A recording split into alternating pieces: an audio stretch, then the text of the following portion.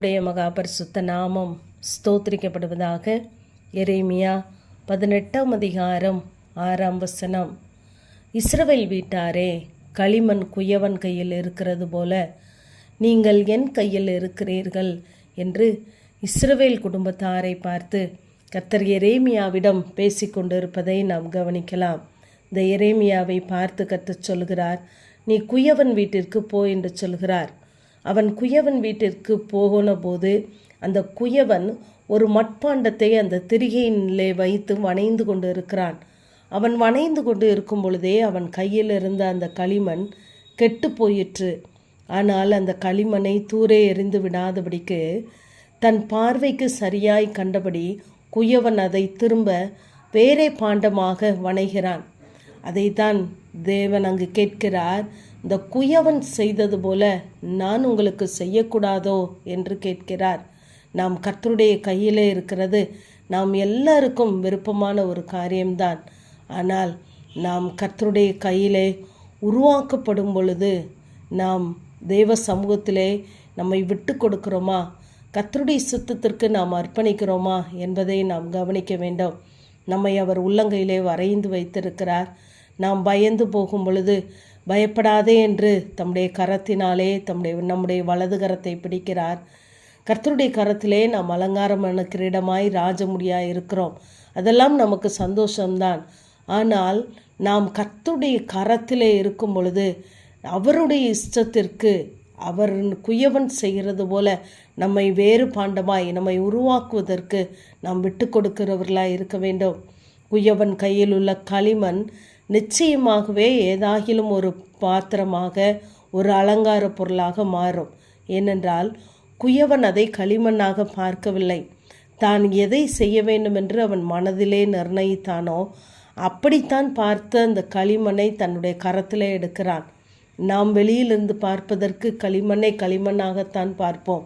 ஆனால் கர்த்தர் நம்மை கரத்திலே எடுத்து நாம் தேவனை அறியாதிருந்த போதே நம்மை அழைத்து எடுத்து வந்து அவருடைய நாமத்தை நமக்கு தரித்து நம்மை பெயர் சொல்லி அழைத்து உருவாக்கி நம்மை பயன்படுத்துகிறார். ஆகவே கர்த்தருடைய கரத்திலே நாம் விட்டு கொடுக்கிறவர்களாக இருக்க வேண்டும். ரோமர் 9ஆம் அதிகாரம் 21ஆம் வசனத்திலே, மிதியிட்ட ஒரே களிமண்ணாலே குயவன் ஒரு பாத்திரத்தை கனமான காரியத்துக்கும் ஒரு பாத்திரத்தை கனவீனமான காரியத்திற்கும் பயன்படுத்துகிறதுக்கு மண்ணில் மேல் அவனுக்கு அதிகாரம் இல்லையோ என்று அங்கு நாம் வாசிக்கிறோம். அந்த குயவனுக்கு அந்த மண்ணின் மேலே அதிகாரம் உண்டு. நம்மை படைத்தவர், நம்மை உருவாக்கினவர், நம்மை சிருஷ்டித்தவருக்கு நம்மை எப்படி நடத்த வேண்டும், உருவாக்க வேண்டும் என்ற முழு அதிகாரமும் அவருக்கு உண்டு. இந்த களிமண் கர்த்தருடைய குயவனுடைய கையிலே வராததற்கு முன்பதாக காலால் மிதிக்கப்படுகிறதா இருந்தது. நாமும் கர்த்தருடைய கரத்திலே வருவதற்கு முன்பதாக அநேகரால் மிதிக்கப்படுவதற்கும் மனிதர் நம்முடைய தலையின் மேலே ஏறி போகிற அந்த அனுபவங்களையெல்லாம் நாம் கடந்து வந்தோம். ஆனால் கர்த்தருடைய கரத்தில் எடுத்து நம்மை உருவாக்கும் பொழுது போதும் என்று நாம் ஒரு நாளும் சொல்லிவிடக்கூடாது. களிமண் ஒருபோதும் போதும் என்னை விட்டுவிடு என்று சொல்லுகிறதில்லை. இங்கு எலியா போதும் என்று சொன்னதும் கர்த்தர் என்ன சொல்லுகிறார்? இல்லை, நீ போக வேண்டிய தூரம் வெகு தூரம் என்று அவனை அனுப்புகிறார். ஆகவே தேவன் நம்மை கரத்திலே வைத்து பயன்படுத்த வேண்டுமென்றால் கர்த்தருடைய சித்தத்திற்கு நாம் அர்ப்பணிக்கிறவர்களாய் இருக்க வேண்டும். நம்மை கரத்திலே தேவன் எடுத்த பின்பு யாரும் அவருடைய அனுமதி இல்லாமல் நம்மை தொட முடியாது. ஏனென்றால் அவருடைய கரத்திலே நம்மை பாதுகாப்பாக அவர் வைத்திருக்கிறார். நம்மை எத்தனை தூரம் உயர்த்த வேண்டுமோ, எதற்காக நம்மை உருவாக்குகிறாரோ அதற்காக நம்மை அவருடைய கரத்திலே வைத்து பாதுகாத்து நடத்துகிறவராக இருக்கிறார். ஆகவே கர்த்தருடைய கரத்திலே நாம் நம்மை அர்ப்பணிப்போம். கர்த்தர் நிச்சயமாகவே நம்மை உயர்த்துவார். ஆமேன். ஜெபம்.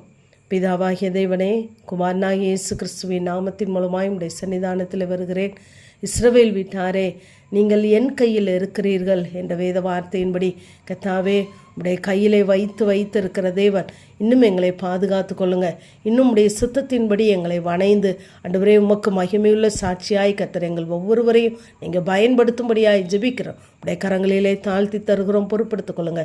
இயேசுவின் மூலம் ஜெபங்கேலும் எங்கள் நல்ல பிதாவே. ஆம்.